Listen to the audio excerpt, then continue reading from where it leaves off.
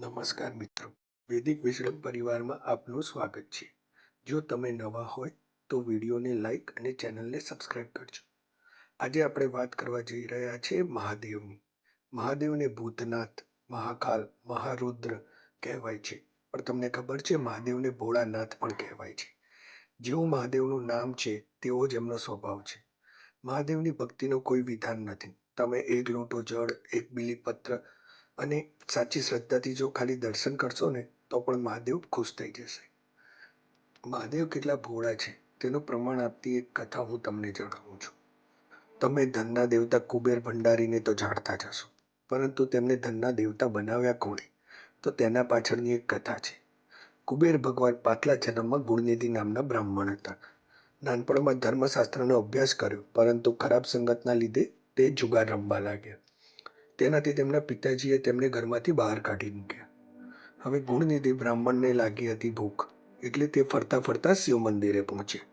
શિવ મંદિરમાં તેમણે જોયું કે ત્યાં પ્રસાદી છે, એટલે રાતના અંધેરામાં તેમણે પ્રસાદી ચોરી કરવાનું વિચાર્યું. મંદિરના પૂજારી તે મંદિરમાં જ સૂતા હતા અને મંદિરમાં મહાદેવનો દીવો સળગતો હતો.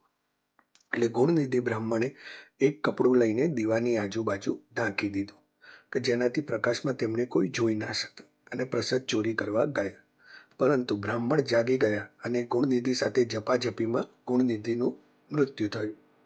મૃત્યુ થયું એટલે યમદૂત તેમને લેવા માટે આવ્યા, પણ યમદૂતની સાથે સાથે શિવદૂત પણ આવ્યા. શિવદૂતે યમદૂતોને કહ્યું કે ગુણનિધિને તો મહાદેવે બોલાવ્યા છે. એટલે ગુણનિધિ બ્રાહ્મણને પણ નવાઈ લાગી કે મને મહાદેવે કેમ બોલાવ્યા. એટલે જ્યારે મહાદેવની સમક્ષ પહોંચ્યા ત્યાં મહાદેવે કીધું કે તે મારા મંદિરનો દીવો બુઝાઈ ના જાય એ માટે તે જે કપડું રાખ્યું તેનાથી હું બહુ પ્રસન્ન છું. હું તને આશીર્વાદ આપું છું કે આવતા જન્મમાં તું ધનનો અધિપતિ કુબેર તરીકે જન્મીશ. તો મિત્રો, 33 કોટી કહો કે 33 કરોડ કહો, જેટલા બી દેવી દેવતાઓ છે તેમાંથી એક મહાદેવ જ એવું છે કે જેને તમે દિવસ કે રાત કોઈ પણ સમયે તેમની ભક્તિ કરી શકો છો.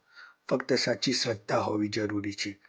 બાકી વિશ્વાસ રાખજો, મારો મહાદેવ તમારું માંગ્યું અવશ્ય પૂરું કરશે. હર હર મહાદેવ. જો વિડીયો પસંદ આવ્યો હોય તો લાઈક કરજો, ચેનલને સબસ્ક્રાઇબ કરજો અને શેર કરજો.